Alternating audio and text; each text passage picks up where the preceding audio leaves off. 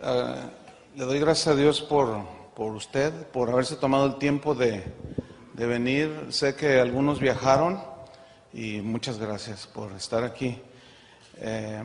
Sin más preámbulos, porque va a ser un día intenso, ¿sí? Cargado, entonces vamos a la palabra. ¿Les parece? Oremos. Señor, te damos muchas gracias por este tiempo que tú apartaste para nosotros, Señor. Tu Espíritu habló a nuestro corazón y nos convocó y estamos aquí, Señor. Enséñanos tu palabra, es la única que puede edificarnos nuestras vidas y esa edificación permanece. En el nombre de Jesucristo te damos las gracias, Señor. Amén. Gracias, Señor. Este tema que voy a tratar viene como seguido del tema que compartí anoche. Así es que los que estuvieron anoche pues van a captar un poco más este mensaje, ¿sí?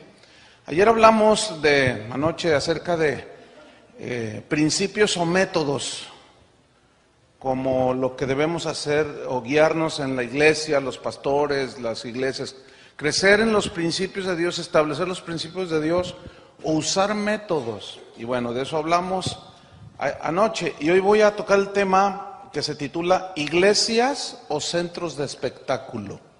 ¿Qué cree usted que Dios quiere? ¿Iglesias o centros de espectáculo? Bueno, vamos a ver. El día de hoy existen muchos conceptos que son erróneos de lo que es la iglesia y de para qué Cristo dejó la iglesia aquí en la tierra, que somos nosotros. Muchos tienen el concepto, y eso prevalece el día de hoy desgraciadamente, de que la iglesia es un centro de espectáculo. No te lo dicen así abiertamente como la iglesia es un centro de espectáculo, pero en realidad, gracias, se ha convertido en centros de espectáculo. Son edificios con letreros que suenan bien, aparentan ser pues iglesias, pero en realidad pues usan títulos como gente de éxito, generación extrema. Usan muchos eslogan como un lugar diseñado para ti, como si fuera un club, ¿verdad? Buscas el éxito, este es el lugar que tú buscabas. Otros pues se ponen un poco más espirituales y dicen cosas como eslogans, ¿no? Dicen, buscas el amor, somos lo que estás buscando. Somos la iglesia donde fluye el amor, dicen. Y resulta que cuando tú llegas ahí en el nombre del amor se permite de todo, ¿verdad? Entonces, en este tipo de iglesias, pues los mensajes están cargados de enseñanzas plagadas de humanismo, puros pensamientos humanos, de positivismo, de psicología, de experiencias místicas y en algunos casos hasta de brujería, ¿eh? Impresionante. Entonces los mensajes de prosperidad son centrales en este tipo de iglesias, ¿no? Pues eso atrae a la gente. ¿Quién no quiere ser rico? Entonces, pues eso atrae bastante. Hay un énfasis marcadísimo en ese tipo de iglesias en las cosas materiales, en cómo obtener el mejor carro, la mejor casa, etcétera. Y para aparentar que Dios está con ellos, en ocasiones algunas iglesias ponen un énfasis desmedido en los milagros, en lo milagroso y en lo espectacular, ¿sí? Entonces, este tipo de iglesias siempre están haciendo todo tipo de eventos para mantener a la gente en avivamiento, dicen, ¿verdad? Arman un buen programa, lo anuncian con publicidad, pues que compite con los pósters de la lucha libre o los pósters de YouTube. Lo anuncian en la radio, en la televisión, en internet. Y la mercadotecnia es fundamental en este tipo de iglesias. O sea, ya no es el Espíritu Santo, ¿entienden? Hablando a las gentes, promoviendo su palabra. No, ahora es la mercadotecnia, ¿verdad? La imagen. Hay ministerios que contratan asesores de imagen, egresados de Harvard, que les llegan a pagar sueldos de hasta $15,000 mensuales para que les acomoden todo y les digan los colores de la corbata y la imagen, lo que proyectan. ¿Qué es eso? Parece Televisa, ¿verdad? ¿Te imaginas al hermano Pablo ahí bien, ay, cómo están mis guaraches, ¿no? En este tipo de iglesias, bueno, se enfocan en meter en sus auditorios a la gente a como dé lugar. Sí, ellos dicen, al cabo Jesús dijo, fuérzalos a entrar. Entonces, al activismo le llaman avivamiento. Piensan que mucha actividad, pues es avivamiento y mantienen a la gente avivada, dicen ellos, ¿no? Entonces arman su programa. Entonces, al armar su programa, hacen cosas como esta. Lunes, oración de prosperidad económica. Martes, guerra espiritual. Miércoles, testimonios de impacto. Jueves, unción de finanzas. Viernes, rompimiento de maldiciones generacionales. Sábado, noche de milagros. Domingo, un apóstol invitado para que nos traiga las últimas revelaciones. Entonces, eso parece ser como una iglesia bien avivada, ¿no? Así bien poderosa. Pero fíjese, ponga atención, obligados por las estrategias que usan, los métodos que usan, tienen que contratar a los mejores cantantes de moda del mundillo cristiano. Y eso es carísimo, es muy caro. Hay cantantes que ganan más que un pastor. Son sueldos totalmente desmedidos. ¿Por qué? Porque ese es el sistema del mundo. ¿Sí? Los artistas en el mundo ganan más que un médico que se rompió el cerebro durante 15 años para ser cirujano. Y alguien que nomás sabe patear un balón gana $20 millones al año. Ese es un desajuste, pero todo es por la mercadotecnia, ¿entiende? Entonces, bueno, contratan a los mejores cantantes de moda, tienen que traer a motivadores disfrazados de predicadores, invitan a conferencistas cuentachistes, que bueno, se disfrazan de ministros del evangelio y presentan testimonios de impacto, que mientras más bajo hayan llegado al infierno, es más impactante el testimonio. Conferencistas que hablan puras historias, puras historietas, hablan de puras experiencias místicas y casi nada del evangelio. Ni la Biblia se abre siquiera en muchos lugares. Entonces, bueno, para este tipo de iglesias, llenar el auditorio a como dé lugar es un sinónimo de éxito. O sea que la predicación de Noé fue un fracaso porque nomás se le convirtieron 8. A Ezequiel igual. Jesús se quedó con 12 y uno lo traicionó. Fracasados todos ellos, según el concepto de hoy. Entonces, alguien tiene que estar equivocado. Entonces, ¿qué es lo que se ve en la Biblia? Se ven cosas tan diferentes a lo que se maneja el día de hoy.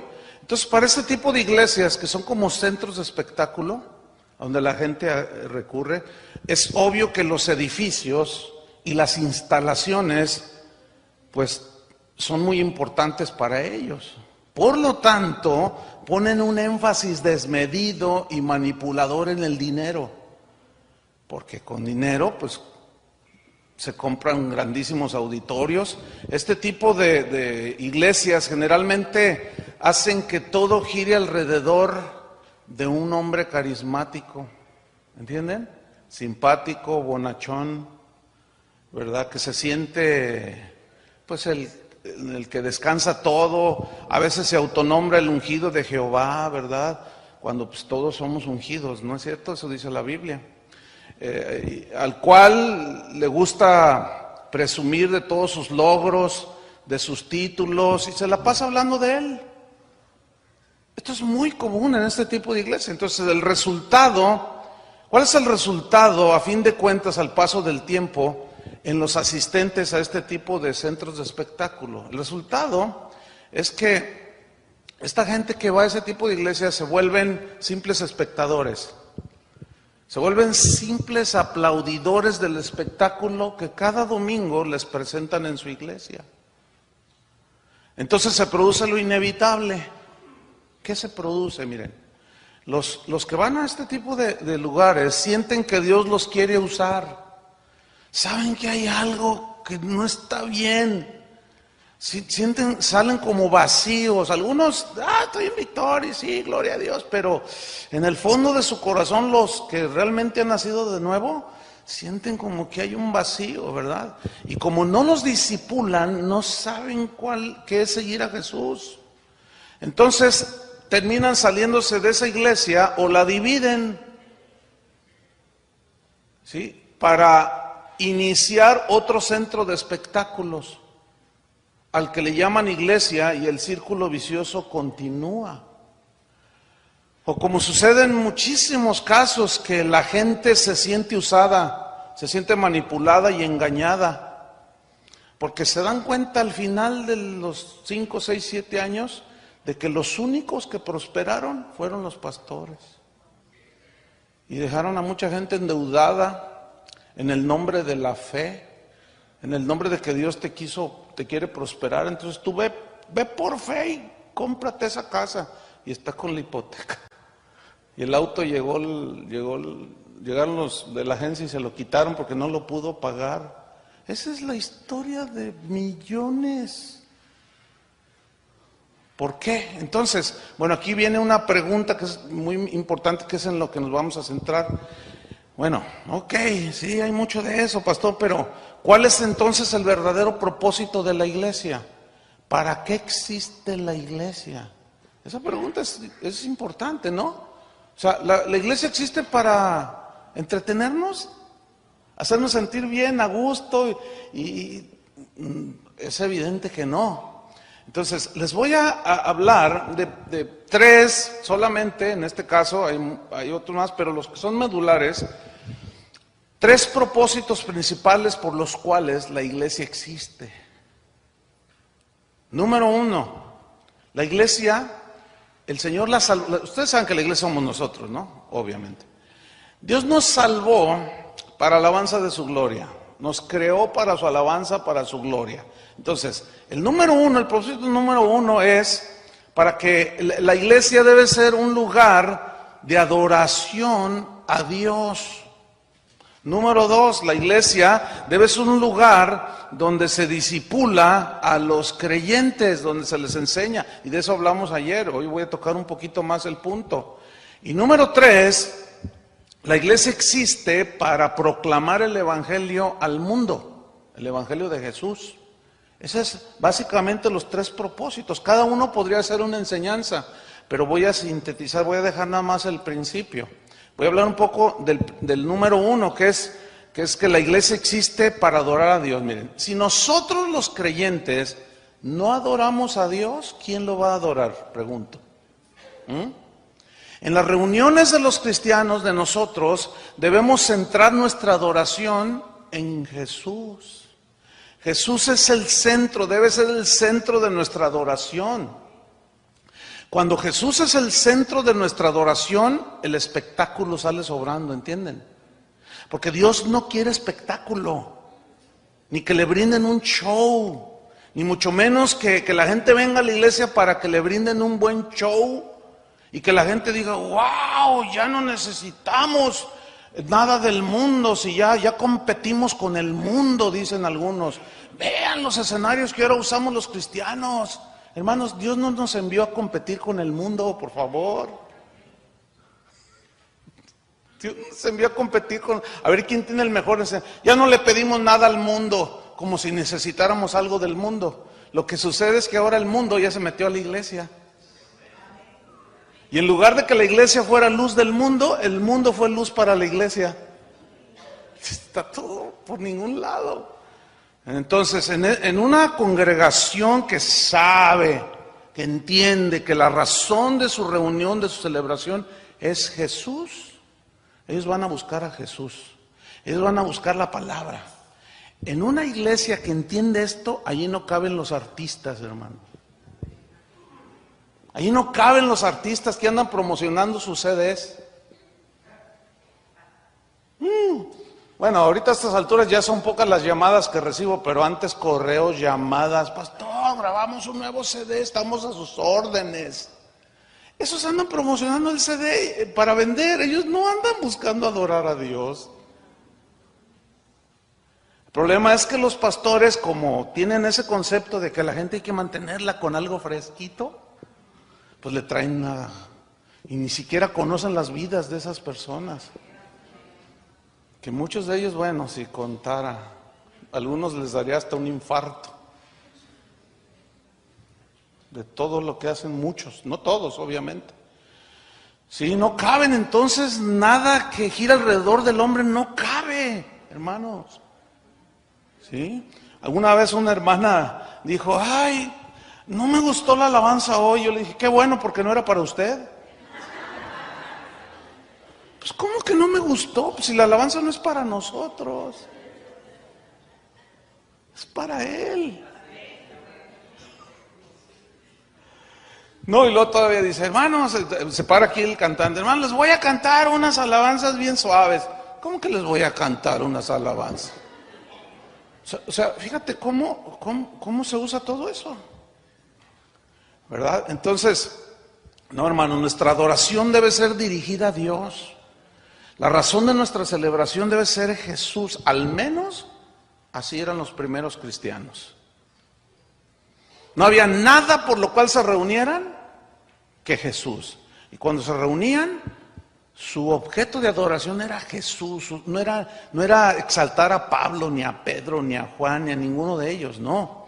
Novaciano, un cristiano muy notable, un pastor del siglo III, a fines del siglo, principios del siglo III, dijo lo siguiente, escuchen, un cristiano de hace siglos, pastor, dijo: nosotros cuando nos reunimos le damos adoración al que es más sublime que lo sublime. Nosotros adoramos al más alto que las alturas. Cuando nos reunimos adoramos al que es más profundo que toda profundidad, al que es más transparente que toda luz, al que es más brillante que cualquier brillo, al que es más resplandeciente que todo resplandor. A ese adoramos. Adoramos al que es más hermoso que cualquier hermosura, al que es más verdadero que toda verdad. Adoramos al que es más grande que cualquier majestad en este mundo, al que es más sabio que cualquier sabiduría, al que es más bueno que toda bondad, al que es más justo que cualquier justicia. Adoramos al que es más misericordioso que cualquiera que sea misericordioso, al que es la fuente de toda buena dádiva. A ese adoramos, a ese y a ese solamente le damos gloria, honra, alabanza y adoración. Bueno, esos eran los cristianos de antes. Así eran los cristianos de antes.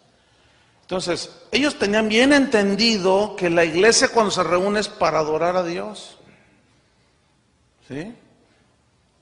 El segundo propósito por lo cual la iglesia se reúne es para ministrar a los creyentes después de habernos reunido como hace un rato y adorar al Señor, y que Él sea el centro, hermanos. Que Él debe ser el centro. Tenemos que tener mucho cuidado de no llamar la atención hacia nosotros, hacia los pastores, hacia los líderes, y de que todo se centre alrededor del hombre. No, eso no es lo que Dios diseñó para la iglesia. Hay una historia de un rey muy piadoso en Inglaterra, un rey que pues está en la historia, que cuenta el rey Jorge. Cuenta una historia que él era cristiano. Entonces él asistía a una congregación en Londres, en Inglaterra. Entonces él la primera vez que decidió ir a reunirse, porque pues, ellos tenían su capilla aparte y todo, pero él dijo, no, yo quiero ir con la gente, ¿no? Estar con mis hermanos. Entonces cuando él entra aquel suntuoso auditorio, la gente lo miró y la gente empezó a hacerle reverencias. Entonces él tuvo que alzar la voz y dijo, no, por favor, dice, a mí no, yo vengo a hincarme y a hacerle reverencia a Dios, no me vean a mí, por favor. Sí, era el rey, pero la gente tiene esa tendencia, ¿me entienden?, de ver al hombre. Dice, no, yo vengo a adorar al que merece toda la gloria, por favor, todos miren hacia otro lado, no me vean a mí. Y ahora lo que más buscan muchos es ser vistos. ¿sí?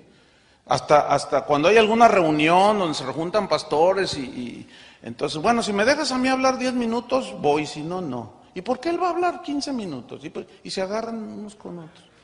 Están ahí celándose, envidiándose. Ese es un espíritu de plataforma, de querer siempre estar acá arriba.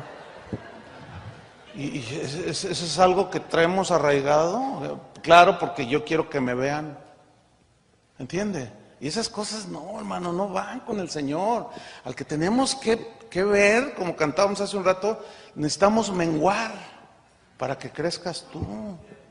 Que Él sea visto, dijo, cuando Jesús habló era necesario que Él fuera levantado como la serpiente en el desierto, que simbolizaba la muerte de Jesús, etcétera, para que todos sean atraídos ¿hacia quién? Hacia Cristo. Entonces, mientras menos te veas, mejor. De verdad, el problema es que muchos piensan que mientras más te ves, mejor. O sea, todo al revés, hermanos. Entonces, el segundo propósito es ministrar a los creyentes para llevarlos hacia la madurez. Y yo hablé un poco anoche, pero voy a abundar un poco más. Porque a fin de cuentas, la iglesia está para discipular. Eso fue lo que dijo Jesús en Mateo 28. Abra su Biblia. Mateo 28, 18, que son versículos conocidos, pero pues vamos a leerlos. Dice, Jesús se acercó y les habló diciendo, toda potestad, toda autoridad me es dada en el cielo y en la tierra. En base a esa autoridad que Él tiene, dice, por tanto, en otras palabras, yo les delego, por tanto, id, vayan, dice. Y hagan, ¿qué dice? Discípulos a todas las naciones. Mire, hay una diferencia en un creyente y un discípulo. El creyente cree en Dios, y tú sales ahorita y te paras ahí donde están drogándose. ¿Cuántos creen en Dios? Amén, dicen. Todo mundo cree en Dios. Uno que otro ateo por ahí. Se dice que solo el 2% de la población mundial se proclama atea. Pero todo el mundo cree, hasta el diablo. El diablo no es ateo. Dice que el diablo cree y tiembla. O sea, él sabe que él no niega a Dios. Él sabe que existe Dios, pero él no es discípulo. Entonces, las iglesias están llenas de creyentes, por eso están ahí. Pero de discípulos, ¿qué es un discípulo? Uno que sigue al maestro y que no objeta la enseñanza del maestro, que no discute la enseñanza de su maestro. Cuando se habla de perdón, todo el mundo se justifica. No, pero es que usted no sabe lo que él me hizo y pues yo soy manso pero no menso y yo quién sabe qué, y empieza a discutir con Dios. De la manera que Cristo os perdonó, así hacerlo vosotros. Si no, Jesús dijo, si ustedes no perdonan de todo corazón, mi Padre no los va a perdonar. Bueno, sí, eso dijo, pero pues es que el Señor sabe mi corazón. Y yo, ¿qué es eso? Eso no es un discípulo, hermanos. Un discípulo cuando oye la palabra de Dios, la obedece. Eso es un verdadero discípulo. Y aquí sería hay una serie, verdaderos discípulos, son como 20 y tantos temas. Si quieres saber lo que es un verdadero discípulo, bueno, vaya a la página de Casa de Oración, donde dice enseñanzas del pastor, ahí da clic y busca verdaderos discípulos, y ahí se va a dar cuenta que es un verdadero discípulo. Bueno, yo lo di como en 5 meses, cada domingo en la congregación, de lo que es un verdadero discípulo. Entonces, pues aquí si yo les digo, ¿cuántos creen en Dios? Les aseguro que no hay un solo ateo aquí. Todos son creyentes, pero discípulos. El discípulo es el que sigue al maestro, el que obedece al maestro, el que está a los pies del maestro, y el maestro es Jesús.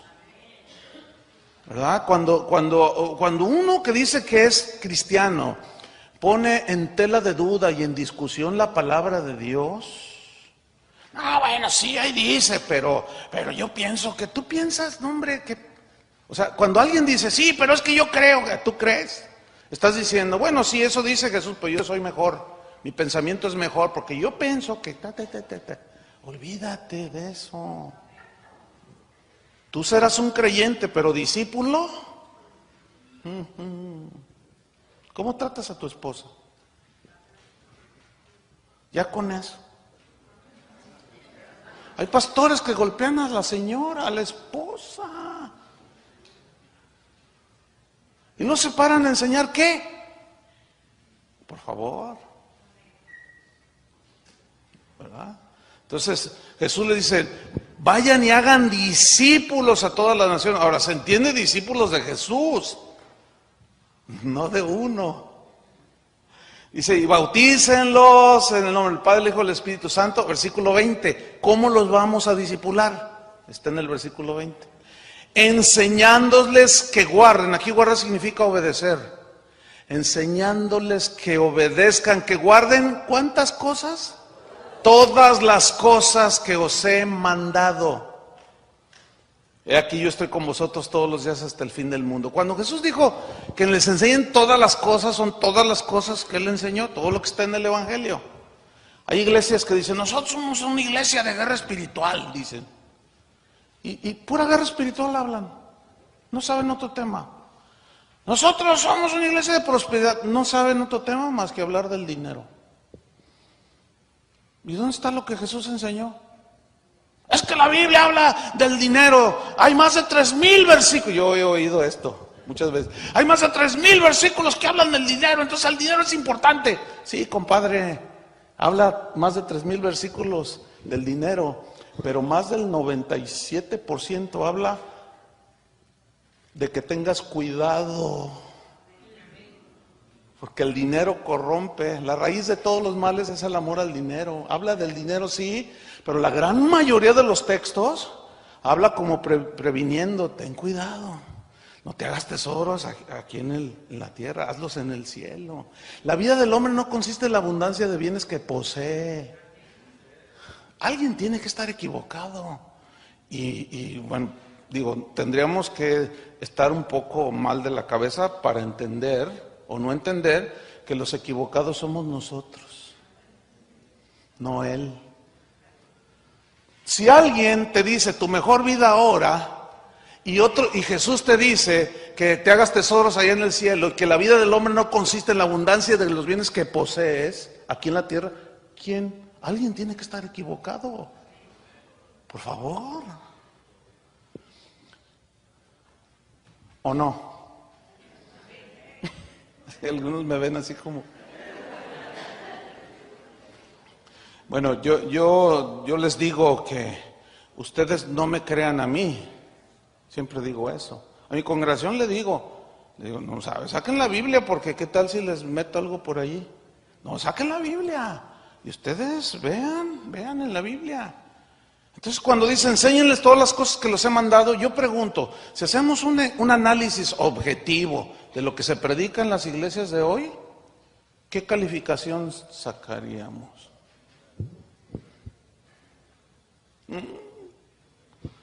¿Quién sabe?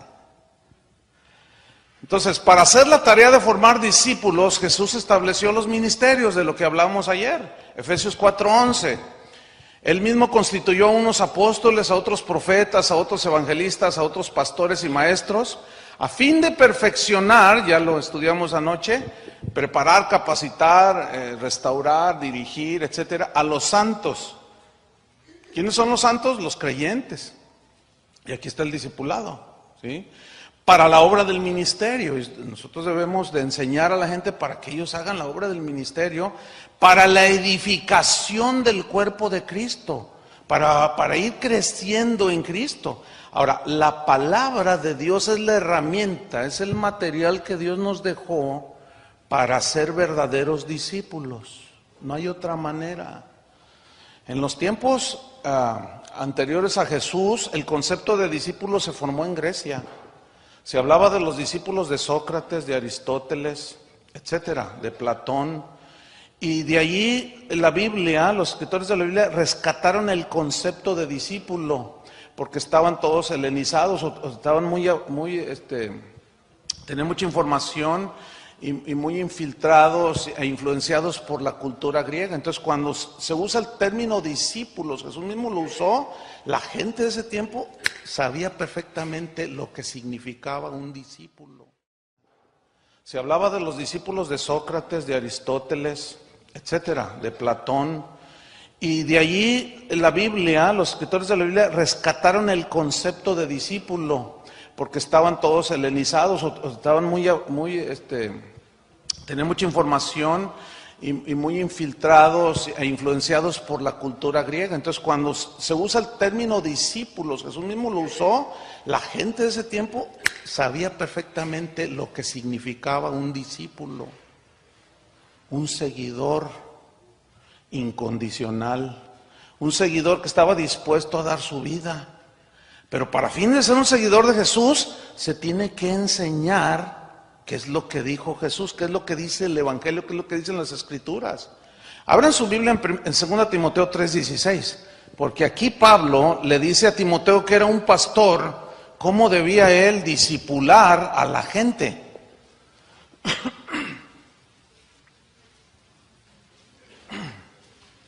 Dice 2 Timoteo 3:16. Me voy a esperar a que lo abran, Ok, dice así.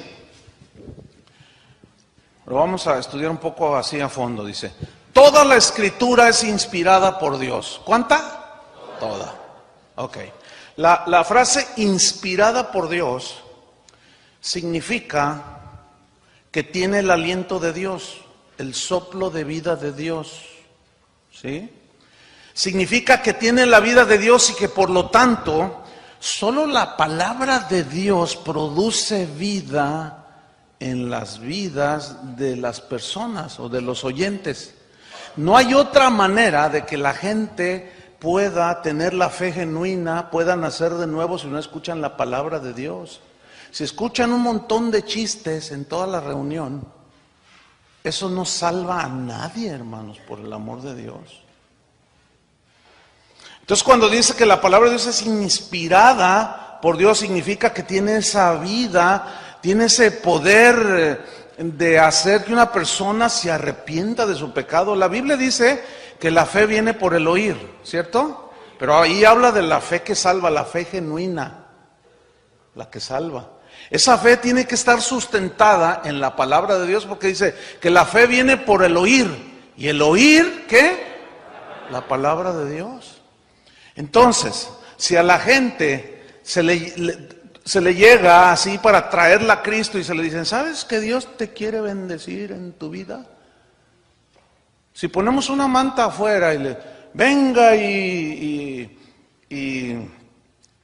sepa la fórmula de cómo ganar mucho dinero, no hombre, esto hasta los colgamos a la gente allí de los barrotes, eso se abarrota. Porque ¿quién no va a querer eso? Todo el mundo, ¿verdad? Pero pongan una manta afuera que diga, venga y le vamos a enseñar cómo serle fiel a su esposa, a ver cuántos llegan. Pues eso no vende, eso no llama la atención. Pues a quién le dan pan que llore, dicen.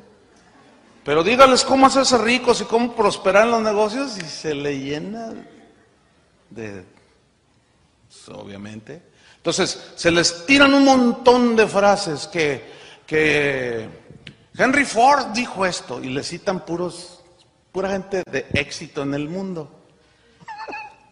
Eso es palabra de Dios, hermano, eso no salva a nadie. Y al final les dicen, ¿quién quiere recibir a Cristo? Pues todos. Y digo, por favor, pues es obvio que todos quieren recibir a Cristo. Uno de los gravísimos errores que cometemos los cristianos, porque así los han discipulado, es que van y les hablan a la gente prometiéndoles, si te conviertes, tu negocio se va a ir para arriba, ¿De veras? Sí, el Señor es bueno. A eso vino a morir en la cruz, para que tu negocio prospere. Pues órale, oye, qué buena onda. Pues vamos, ¿no? Pues vamos a la iglesia y ahí. Entonces las iglesias se llenan de gente no convertida. Porque la única manera en que se convierte la gente es oyendo el Evangelio. Y el Evangelio dice que eres un pecador que vas derechito al infierno. Y es lo menos de lo que se habla, porque dicen, no, ¿cómo les hablamos del infierno? Se asustan y se van. Imagínate que este edificio se está quemando y no hay una sola salida, y ahorita es tiempo de salir, pero allá se dan cuenta que está el incendio y dicen, no hay que decirles para que no se asusten.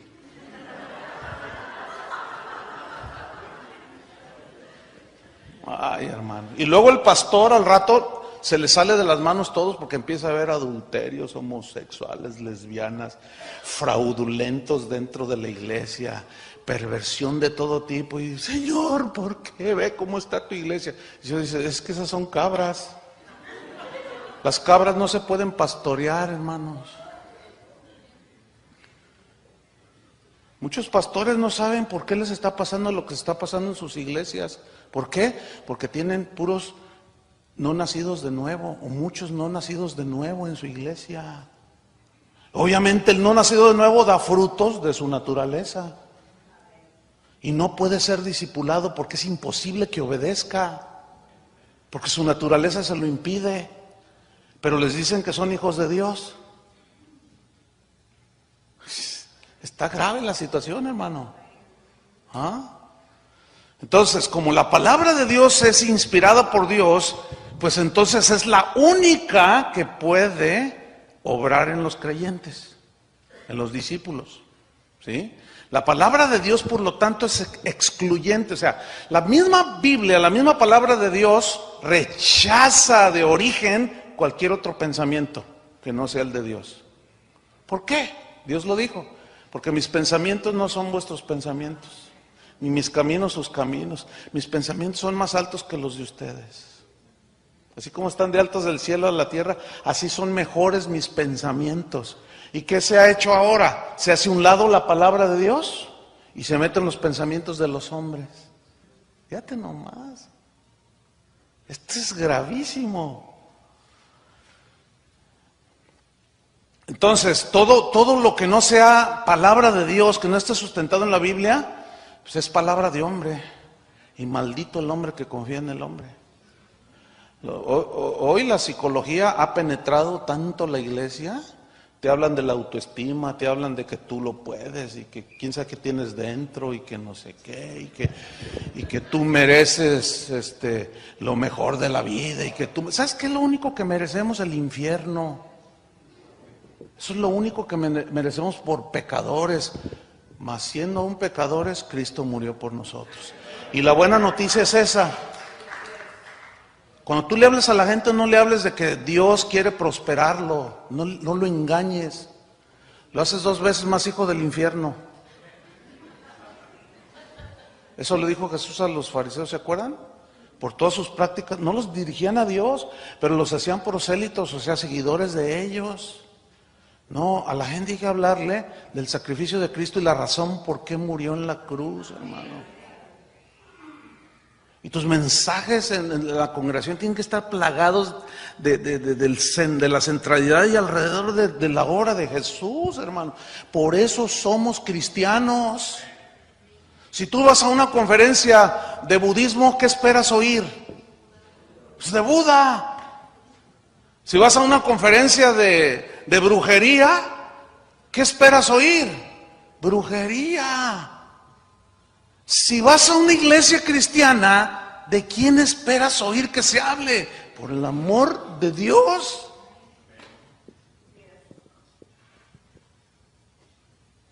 Mira, pura lógica elemental. Esto hasta un niño lo entiende. Oye, si yo voy a una iglesia cristiana, ¿de quién debo esperar que se hable? De Jesús y del Evangelio, ¿sí o no? Hoy se mete a Ocmandino, se mete a todo el mundo se mete allí, con las máximas, ¿verdad? Y se deja a un lado la inspirada, la palabra de Dios que tiene poder para darnos vida. Hebreos 4:12, ¿qué dice Hebreos 4:12? Todos conocen este versículo. Dice, porque la palabra de Dios es viva, o sea que tiene la vida de Dios. Pero luego dice, y eficaz. ¿Qué significa eficaz? Que es la única que te puede salvar, cambiar, transformar, hacer mejor marido, mejor esposa, mejores hijos, mejores ciudadanos, ¿sí? Mejores hijos de Dios. Es la única, porque es viva y eficaz. Pero esta palabra, pues al ser predicada, pues duele, porque dice que es más cortante que toda espada de 2 filos. Es más cortante que toda espada de 2 filos. Pero luego habla que penetra hasta partir el alma y el espíritu. Lo divide, o sea, del alma los pensamientos humanos y lo que es de Dios, el espíritu, la vida espiritual, la divide. Cuando se predica la palabra de Dios, una de las cosas que suceden es eso, precisamente, que dicen, ay, Señor, pues, ay, entonces la cosa es así. Y divide, separa de una manera clarísima lo que es de Dios y lo que no es de Dios. Entonces dice, y todavía va más allá, dice, penetra hasta las coyunturas, dice. O sea, y los tuétanos, que es lo que está dentro de los huesos. La psicología humana y los pensamientos humanos no tienen ese poder, hermanos. Si la psicología humana fuera la solución para el ser humano, porque hay más de 3,000 o 5,000, qué sé yo, y ahorita el número se perdió, de terapias de psicología. ¿Por qué? Y palabra de Dios solo hay una, hermano. Entonces, dice que penetra hasta partir del alma las coyunturas y los tuétanos y discierne los pensamientos y las intenciones del corazón. Aquí la palabra discernir en el griego es la palabra críticos, de donde viene criticar. O sea, pero criticar es juzgar, es sacar a la luz un error. Entonces dice que la palabra de Dios es viva y eficaz, que tiene el poder para criticar nuestros pensamientos. Dios critica nuestras intenciones del corazón, pero la única manera en que salen a la luz es cuando se predica la palabra de Dios. De otra manera ahí se quedan bien guardaditos en el corazón, dicen, ay, gloria a Dios. Cuando se predica de santidad, pero la santidad de la Biblia, sale a la luz todo. Entonces la gente dice, están hablando de mí, y voltea con la esposa, ya fuiste y le dijiste, ¿verdad, al pastor? Esto es bien típico, es muy típico esto. Y luego la gente se enoja, no, pues usted habla muy duro, pastor. Usted habla muy duro uy, pareces de cristal checoslovaco.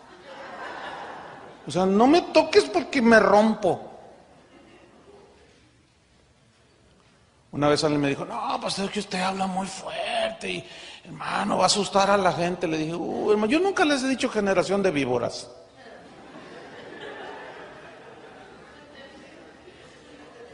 De verdad no he llegado hasta ese grado de agresividad.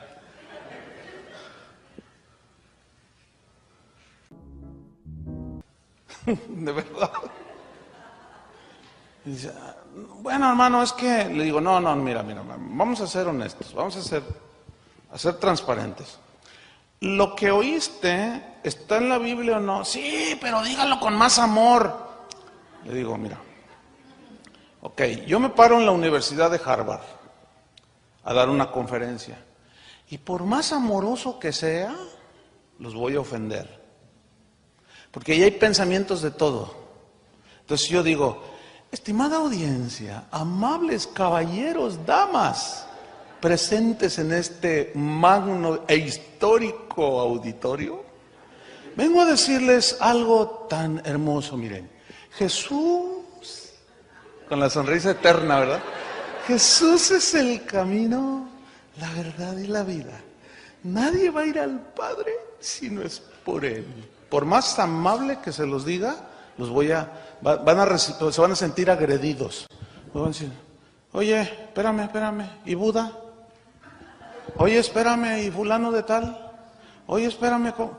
No, es que solo hay un camino, estimada audiencia. El Evangelio es agresivo por naturaleza, hermano. El Evangelio dice que eres pecador, ¿sí o no? Que no hay un justo ni aun uno, que todos nos desviamos, que tenemos boca de serpiente, sepulcros son nuestra garganta, la envidia nos corroe, los celos, la lujuria, la inmoralidad. ¿Cuál campeón traes adentro? No, hermanos. Espérame. No lo digo, lo dije tal cual es, para evidenciar una verdad, la verdad de Cristo. Sí, pero yo quiero, hermanos, que nos centremos en Jesús y en la palabra de Dios y no nos dejemos llevar por pensamientos bonitos. Obviamente el pensamiento bonito le gusta a los que no quieren arreglar sus vidas. A mí cuando el Señor me dice, eres desobediente a lo que te he dicho, soy desobediente. Y por más amoroso que me lo diga, si hasta mi hijo el otro día me dice, oye papá, ¿te doy un consejo? Yo tengo un hijo de 23 años. Me dice, mira, un día me dijo esto, ¿no? Dice, mira papá, dice, tú eres mi papá, pero también eres mi pastor. Dice, y también eres mi amigo. Le digo, oye, esto está bueno, hasta para una predicación, para la familia. Y luego me dice, entonces mira, ahorita yo quiero decirte algo, no como de hijo a papá, ni como de que tú eres el pastor, te lo quiero decir como amigos. Porque también nosotros somos amigos de Dios, ¿verdad? También. Entonces dice, entonces yo te voy a dar un consejo como amigos.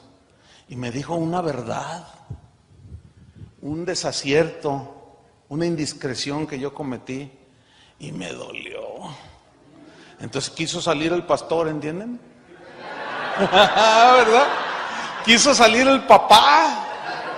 Y el Señor dijo, no. Acepta lo que te está diciendo tu hijo, porque es la verdad. Y yo iba manejando. Y él así, tiene un carácter muy quieto, así. Y iba sentado, ok papá. Y me dolió. Y como dice la Biblia, la verdad no peca pero incomoda, ¿verdad? ¿Verdad que dice la Biblia? Nunca falta el que dice amén.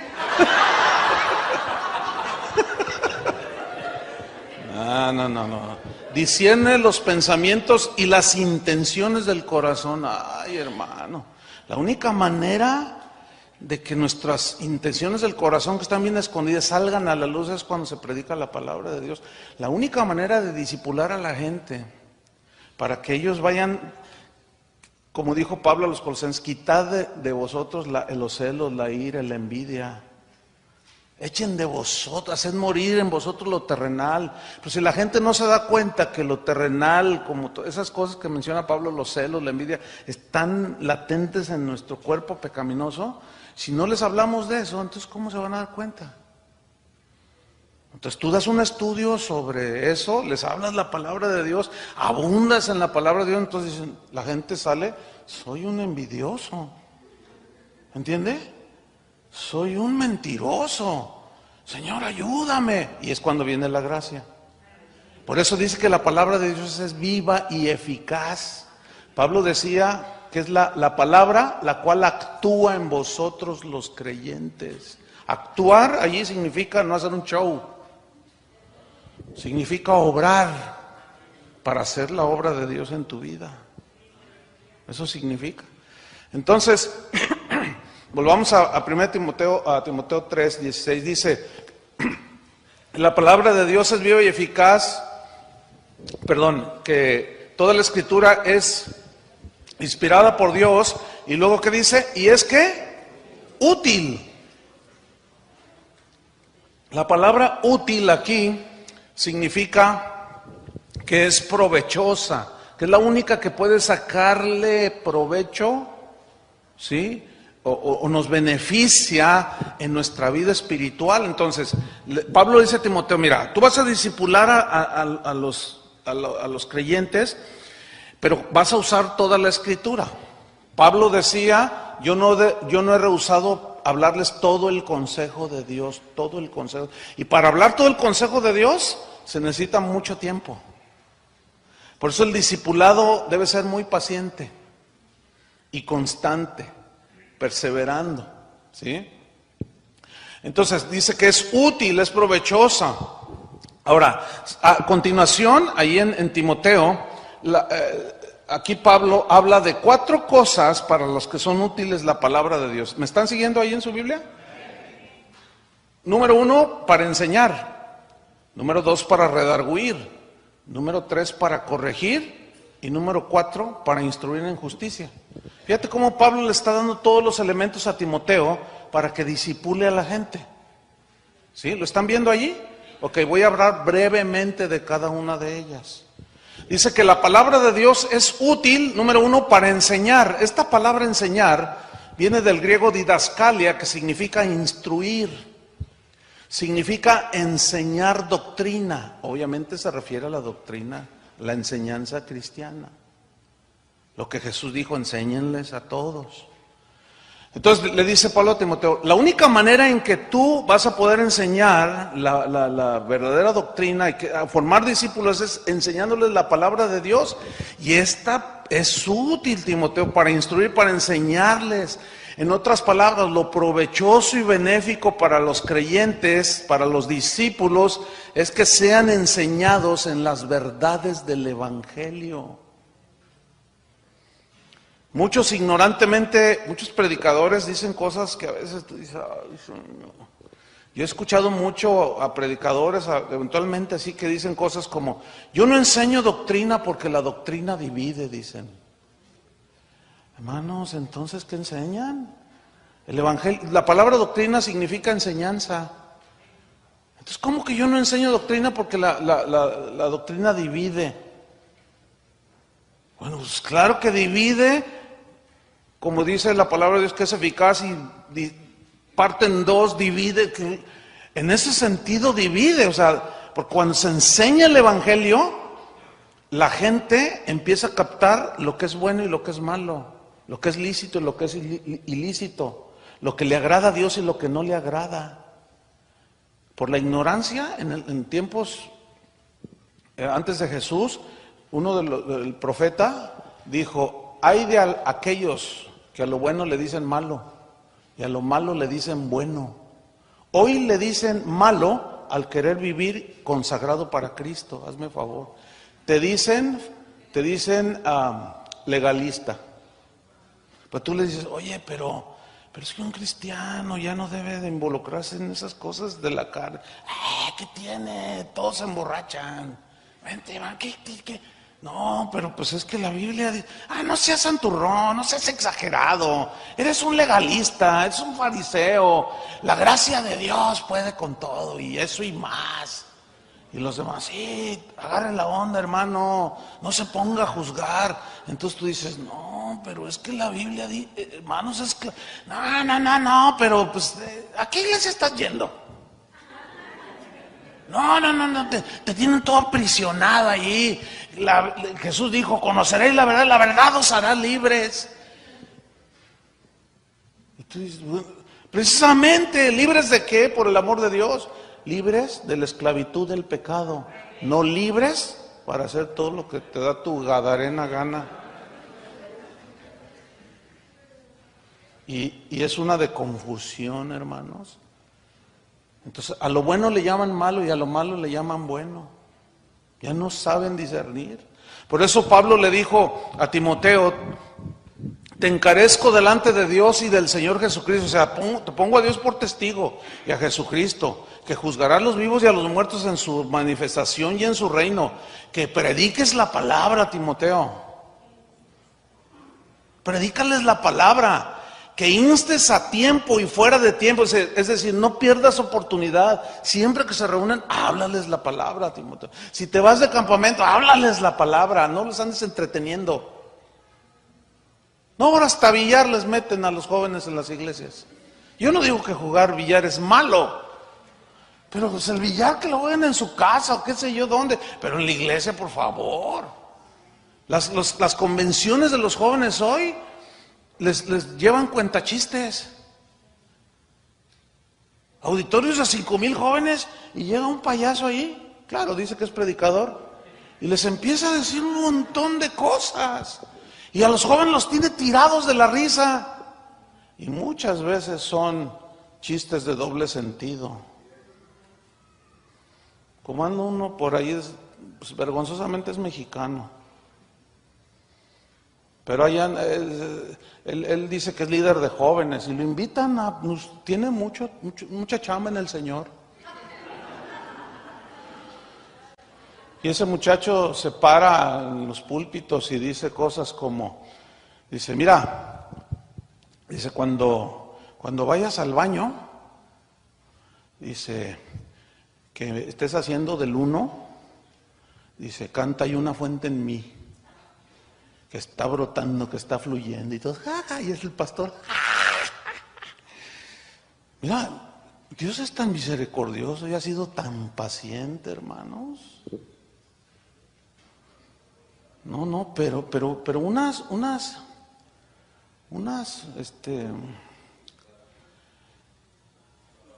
pues hasta,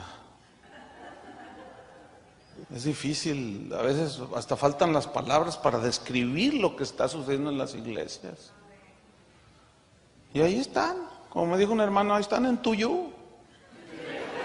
Ahí en Tuyú están, hermano, y ahí están los videos de Tuyú. Es increíble, hermano, lo que está pasando. No puede ser. Entonces dice Pablo, miren lo exagerado de Pablo, y lo legalista de Pablo y lo fanático. Predícales a tiempo y fuera de tiempo, redarguye, Timoteo, reprende, exhorta con toda paciencia y doctrina. Porque vendrá tiempo cuando no soportarán escuchar la sana doctrina, sino que teniendo comezón de oír, se amontonarán maestros conforme a sus propias concupiscencias, y apartarán de la verdad el oído y se volverán a las fábulas. Timoteo, esto no es provechoso ni benéfico. Eso no, Timoteo. Tú sé sobrio en todo, enséñales. Haz obra de evangelista. Si alguno quiere vivir en Cristo piadosamente, sufrirá persecución. Pero los hombres malos seguirán engañando y siendo engañados. Pero tú persiste, Timoteo, en lo que has aprendido, lo que oísteis de mí, el evangelio. Esto enseña y manda, exhorta. Yo a veces escucho pastores que dicen, ay, hermanos, estuve toda la noche orando y no me daba una palabra el Señor, no tengo que predicarles. Y están ore y ore y nunca abren la Biblia. Si casi cada texto, cada palabra es para un mensaje. ¿Cómo que no tienen nada que dar? Capaz que no estudian, no escudriñan. Revélame, Señor. No, y lo que es peor, ¿verdad? No le llegó nada. Y luego le dice a alguien, oye, predícanos, ¿no? O ven algún visitante que más o menos, hermano, Dios lo mandó. Predíquenos, hermano, gloria. Oh, qué bueno es el Señor, hermanos. Y luego el otro dice, hermano, pero predíquenos. Y si le dice, hermano, es que hermano, no vengo preparado. Usted ábrele y el Espíritu le dará palabra, hermano. Y empieza hablando de la segunda venida de Jesús y termina pactando con Dios. Y les habla de todo un poco. Y la gente dice, ¿qué quiso decir? Dice, no sé, pero estuvo tremendo el mensaje. Porque gritaba mucho, ¿no? Y muchos creen que gritar es unción.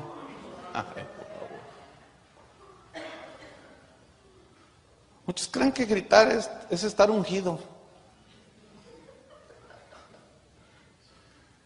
Qué rico ser.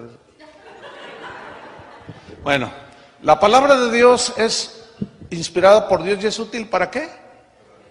Para enseñar, número 1. Número 2, para redarguir. ¿Qué es redarguir?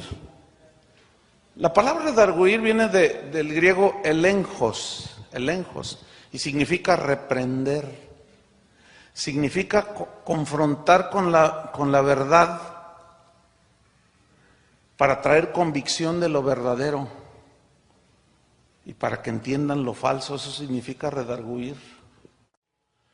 Entonces le dice Pablo a Timoteo, la única manera en que tú vas a poder enseñar la verdadera doctrina y a formar discípulos es enseñándoles la palabra de Dios. Y esta es útil, Timoteo, para instruir, para enseñarles En otras palabras, lo provechoso y benéfico para los creyentes, para los discípulos, es que sean enseñados en las verdades del Evangelio. Muchos ignorantemente, muchos predicadores dicen cosas que a veces tú dices, ay, Señor. Yo he escuchado mucho a predicadores, eventualmente así, que dicen cosas como, yo no enseño doctrina porque la doctrina divide, dicen. Hermanos, entonces, ¿qué enseñan? El evangelio, la palabra doctrina significa enseñanza. Entonces, ¿cómo que yo no enseño doctrina porque la doctrina divide? Bueno, pues claro que divide. Como dice la palabra de Dios, que es eficaz y parte en dos, divide. En ese sentido divide, o sea, porque cuando se enseña el Evangelio, la gente empieza a captar lo que es bueno y lo que es malo, lo que es lícito y lo que es ilícito, lo que le agrada a Dios y lo que no le agrada. Por la ignorancia, en tiempos antes de Jesús, el profeta dijo, hay de aquellos que a lo bueno le dicen malo y a lo malo le dicen bueno. Hoy le dicen malo al querer vivir consagrado para Cristo, hazme favor. Te dicen legalista. Pero tú le dices, oye, pero es que un cristiano ya no debe de involucrarse en esas cosas de la carne. ¿Qué tiene? Todos se emborrachan. Vente, va, ¿qué? No, pero pues es que la Biblia dice, no seas santurrón, no seas exagerado, eres un legalista, eres un fariseo, la gracia de Dios puede con todo y eso y más. Y los demás, sí, agarre la onda, hermano, no se ponga a juzgar. Entonces tú dices, no, pero es que la Biblia dice, hermanos, es que, no, pero pues, ¿a qué iglesia estás yendo? No, te tienen todo aprisionado allí. Jesús dijo, conoceréis la verdad os hará libres. Y tú dices, precisamente, ¿libres de qué? Por el amor de Dios. Libres de la esclavitud del pecado. No libres para hacer todo lo que te da tu gadarena gana. Y es una de confusión, hermanos. Entonces, a lo bueno le llaman malo y a lo malo le llaman bueno. Ya no saben discernir. Por eso Pablo le dijo a Timoteo, te encarezco delante de Dios y del Señor Jesucristo. O sea, te pongo a Dios por testigo y a Jesucristo, que juzgará a los vivos y a los muertos en su manifestación y en su reino. Que prediques la palabra, Timoteo. Predícales la palabra. Que instes a tiempo y fuera de tiempo, es decir, no pierdas oportunidad. Siempre que se reúnen, háblales la palabra, Timoteo. Si te vas de campamento, háblales la palabra, no los andes entreteniendo. No, ahora hasta billar les meten a los jóvenes en las iglesias. Yo no digo que jugar billar es malo, pero pues el billar que lo jueguen en su casa o qué sé yo dónde, pero en la iglesia, por favor. Las convenciones de los jóvenes hoy les llevan cuentachistes. Auditorios a 5,000 jóvenes y llega un payaso ahí, claro, dice que es predicador, y les empieza a decir un montón de cosas. Y a los jóvenes los tiene tirados de la risa. Y muchas veces son chistes de doble sentido. Como anda uno por ahí, pues, vergonzosamente es mexicano. Pero allá, él dice que es líder de jóvenes y lo invitan tiene mucha chamba en el Señor. Y ese muchacho se para en los púlpitos y dice cosas como, dice, mira, dice, cuando vayas al baño, dice, que estés haciendo del 1, dice, canta, hay una fuente en mí que está brotando, que está fluyendo y todo, y es el pastor. Mira, Dios es tan misericordioso y ha sido tan paciente, hermanos. No, pero unas,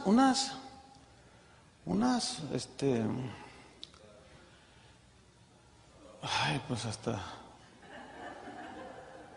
es difícil, a veces hasta faltan las palabras para describir lo que está sucediendo en las iglesias. Y ahí están, Como me dijo un hermano, ahí están en Tuyú. Ahí en Tuyú están, hermano. Y ahí están los videos de Tuyú. Es increíble, hermano, lo que está pasando. No puede ser. Entonces dice Pablo, miren lo exagerado de Pablo, y lo legalista de Pablo y lo fanático. Predícales a tiempo y fuera de tiempo, redarguye, Timoteo, reprende, exhorta con toda paciencia y doctrina.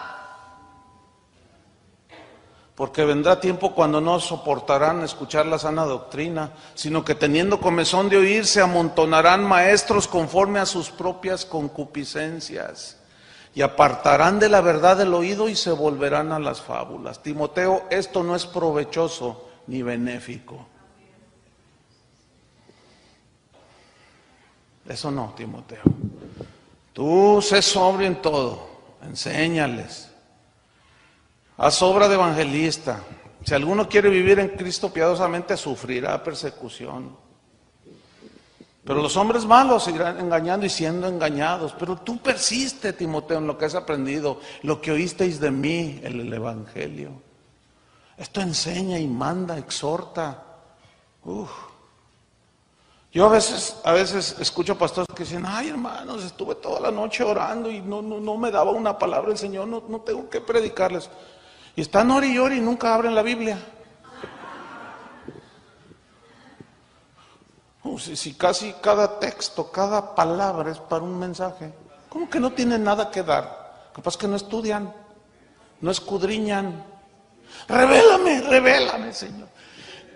No, y lo que es peor, ¿verdad? No le llegó nada. Y luego le dice a alguien, oye, predícanos, ¿no? O ven algún visitante que más o menos, hermano, Dios lo mandó. Predíquenos, hermano, gloria. Oh, qué bueno es el Señor, hermanos. Y luego el otro dice, hermano, pero predíquenos. Y si le dice, hermano, es que hermano, no vengo preparado. Usted ábrele y el Espíritu le dará palabra, hermano. Y empieza hablando de la segunda venida de Jesús y termina pactando con Dios. Y les habla de todo un poco. Y la gente dice, ¿qué quiso decir? Dice, no sé, pero estuvo tremendo el mensaje. Porque gritaba mucho, ¿no? Y muchos creen que gritar es unción.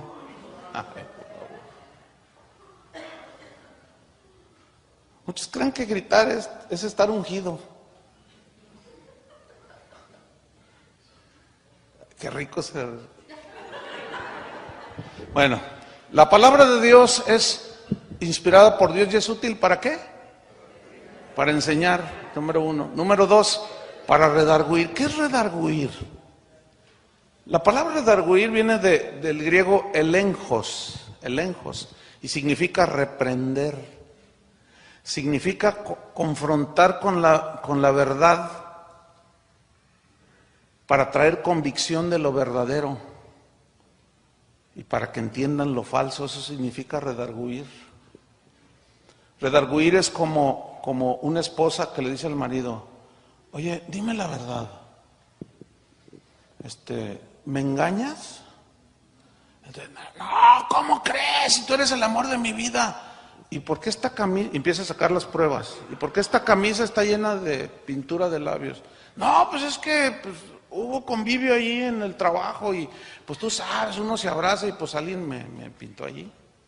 Oye, ¿y este perfume? Oye, ¿y esta llamada que dice aquí, amor mío? Oye, ¿y esto?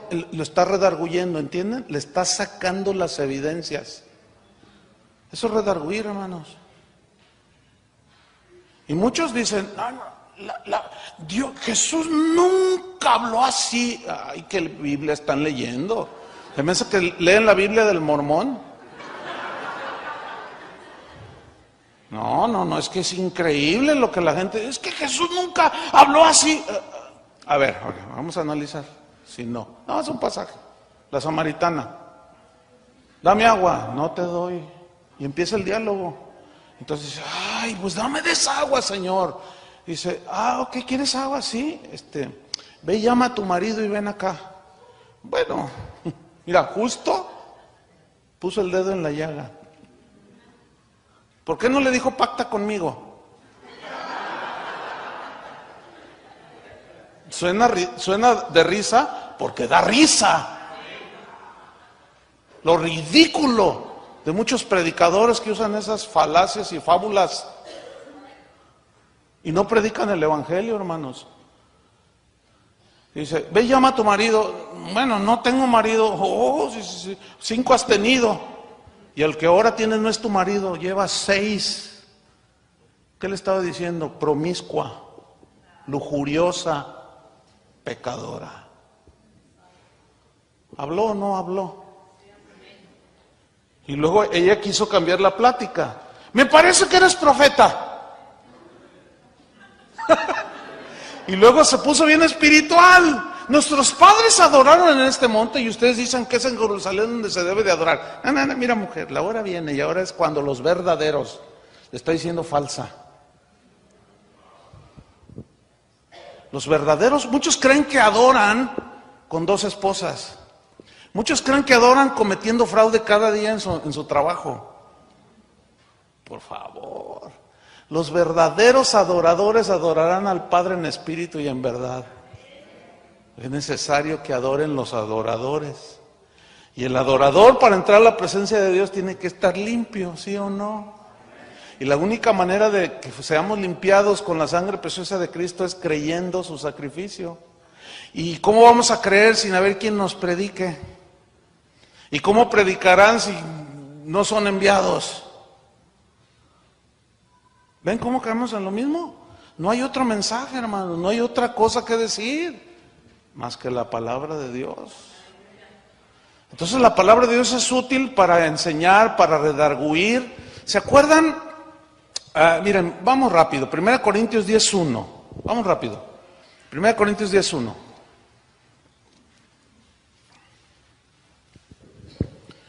Fíjate cómo les redarguye aquí Pablo a los corintios, que bueno, uy, los corintios era una iglesia,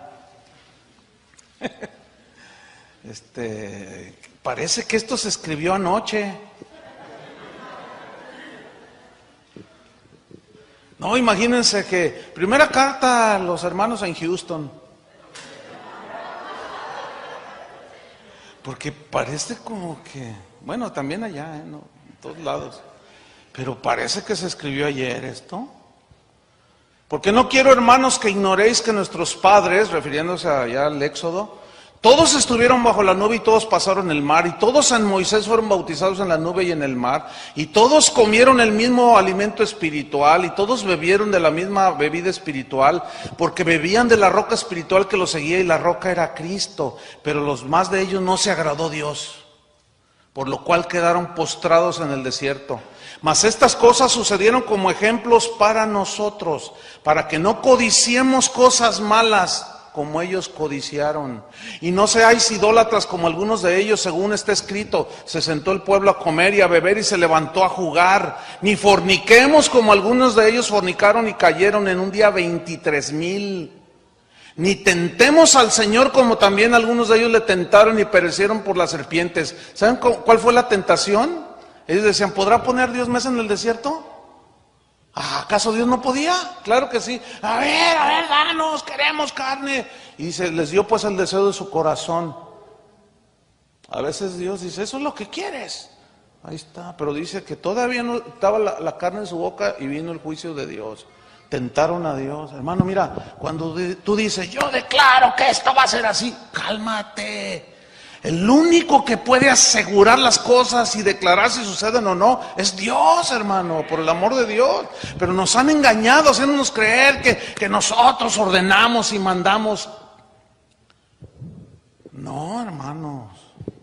Dios es el que ordena y el que manda. Y Él es el soberano.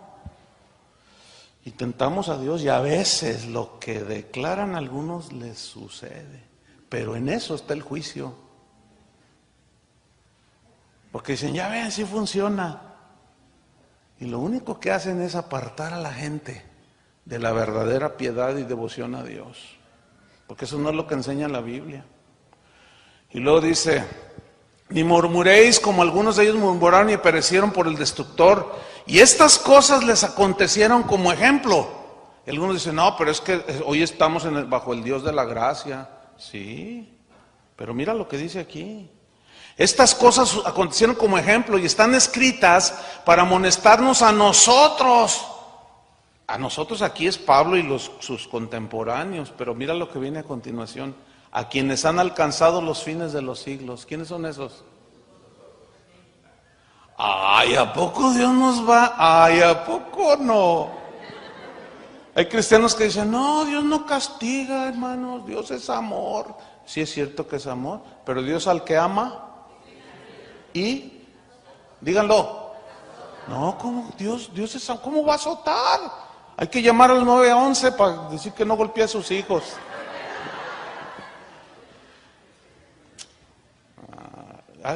Algo anda muy mal en la iglesia, hermanos. Muchas cosas andan mal. La palabra de Dios es útil para enseñar, para redarguir, es útil, número 3, ¿para qué? Para corregir. Esta palabra corregir en el griego significa enderezar de nuevo. Quiere decir que cuando alguno de nosotros se desvía con la palabra, lo corregimos, Dios nos corrige o somos corregidos y enderezamos el camino, porque el verbo aquí corregir, habla de enderezar conducta, ¿sí? Y habla de corregir carácter. El carácter se va formando, es como los niños, les vas enseñando y les vas formando. No, hijo, no haga ese berrinche, no haga eso no está bien. No me pidas con lágrimas, no, pídemelo bien, no llorando. Eso no está bien, hijo. Entonces tú le estás ayudando a formar su carácter. Entonces, la única manera en que se nos forma el carácter cristiano es a través de la palabra, porque luego Dios toma esa palabra y nos pone en los casos en los que tenemos que obrar en esa palabra, porque Dios nos prueba.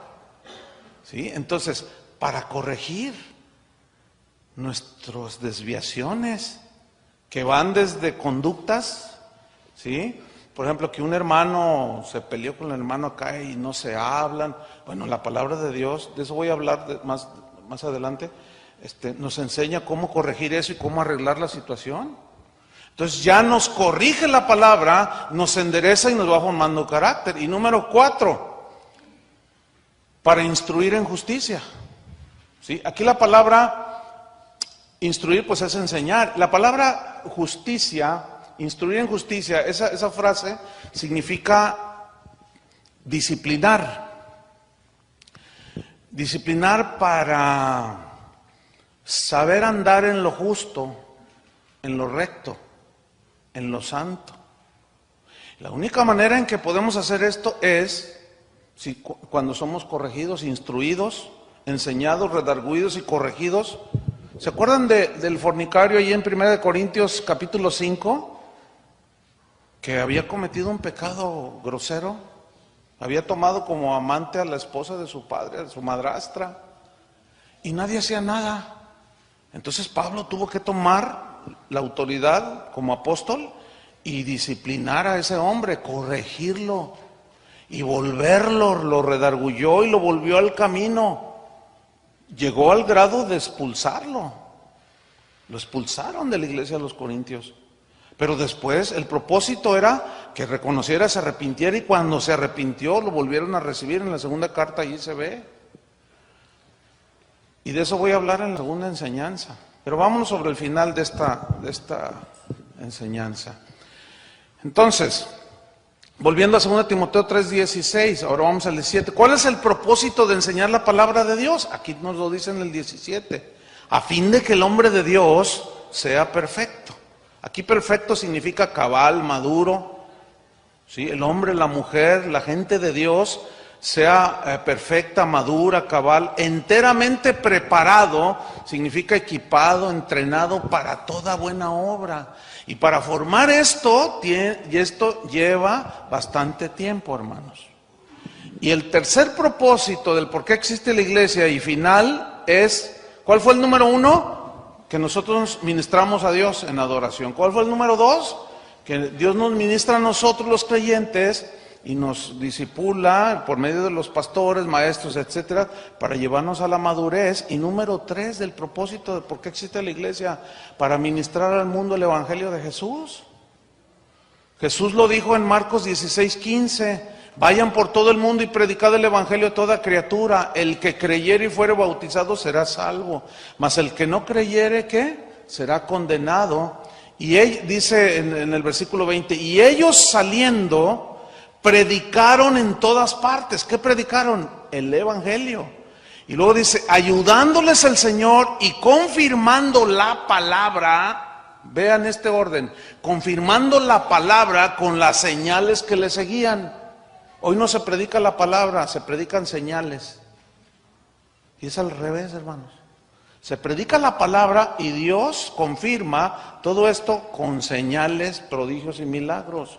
Y hoy se exaltan más los milagros que la palabra de Dios. ¿Sí o no? Entonces Jesús dijo que cada testigo, cada creyente, cada discípulo debe ser un testigo del evangelio. Ustedes conocen esto: recibiréis poder cuando haya venido sobre vosotros el Espíritu Santo y me seréis testigos. Se los dijo a todos. Es decir, para fin de que una persona, un discípulo, sea un eficaz testigo de Jesús, tiene que ser nacido de nuevo, para poder adorar al Señor, tiene que ser discipulado. Número 2, tiene que ser capacitado, restaurado, corregido. Y eso se hace en la iglesia con la enseñanza bíblica. Y el discípulo le dará una respuesta a Dios y se arrepiente y corrige. Entonces esos discípulos equipados para toda buena obra salen al mundo y pueden ser testigos eficaces de Jesús. Sí, miren, hermanos, lo que voy a decir no tiene otro fin más que usted ponga en la balanza, pero escúcheme bien: las famosas campañas evangelísticas solo han servido para maniatar a los cristianos a ser testigos de Jesucristo, a ser testigos del evangelio. Los han maniatado. ¿Por qué? Porque se trabaja para meter gente en un estadio y los invitan a la gente, pero eso no es lo que enseña la Biblia. O sea, no dice que los traigan a un hombre para que uno les hable. Lo que enseña la Biblia es que cada cristiano testificaba de eso hablé anoche un poco. Cada cristiano era testigo eficaz de Jesús. Esa es la campaña más barata, no se gasta un centavo, hermanos. ¿Saben qué dijo Billy Graham en su libro Tal como soy? No sé cuántos lo han leído. Es un librote así, no dan ganas. Pero a mí me lo regalaron y un día pues me puse a leer, ¿no? Yo leo muchísimo. Y leí algo que me sorprendió. Le preguntan: si usted volviera otra vez, supongamos que usted nace de nuevo, Dios lo llama, ¿usted qué cosas no haría? Y él responde: no sería amigo de presidentes. Perdí mucho tiempo en la política. Comprometí el mensaje, no les podía hablar porque allí en las reuniones políticas hay musulmanes, hay de todo, y perdí mucho tiempo. No lo volvería a hacer. Y luego dijo: predicaría más el evangelio. Más el evangelio. Y después da un dato que a mí me aterró. Dijo que Dios lo empezó a inquietar, y esto no tiene mucho, lo empezó a inquietar e invirtió una buena cantidad de dinero para hacer una encuesta aquí en los Estados Unidos, en todos los estados donde hizo campañas masivas de evangelismo. Y para eso necesitan muchos recursos, y tuvo quien lo financiara. Hizo una encuesta yendo iglesia por iglesia, las más representativas, etcétera, y donde él tenía en sus registros que participaron, preguntándoles cuánta gente de aquellas campañas estaba en la iglesia, en sus iglesias. ¿Saben cuál fue el resultado? Difícilmente llegaba al 6%.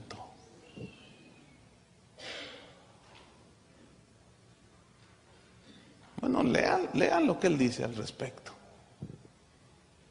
Es impresionante. Hermanos, vamos a una campaña en el estadio de los Cowboys. Y ahí vamos a meter no sé cuántos. Y vamos, hermanos, inviten y todo. Y eso cuesta mucho dinero, porque luego los predicadores y el sonido y quién sabe cuánto. Y se lee: hermanos, cooperen. Y total, llega la campaña y se llena el estadio de puros cristianos. O los que pasan al frente, que levantan la mano, le sacan la hojita, la dirección, vas y los visitas y te sale el marido. ¿Qué quiere aquí? No, pues es que es su esposa, doña Conchita, doña Pachita, sí, pero yo aquí no quiero nada con los cristianos, y los andan hasta balaceando. Y los corren. Y el 70% de los teléfonos y las direcciones son falsas. Nomás fueron por la bolsa de despensa. Y es una pérdida de tiempo. Entonces, eso ha inhibido a los creyentes. Se sienten inútiles. Trabajan para el evangelista. Hermano, no, eso no es lo que la Biblia dijo. Me seréis testigos todos. Pero ¿cómo vamos a ser testigos eficaces? Mire, Casa de Oración tiene 30 años de haber iniciado. Jamás hemos hecho una campaña evangelística.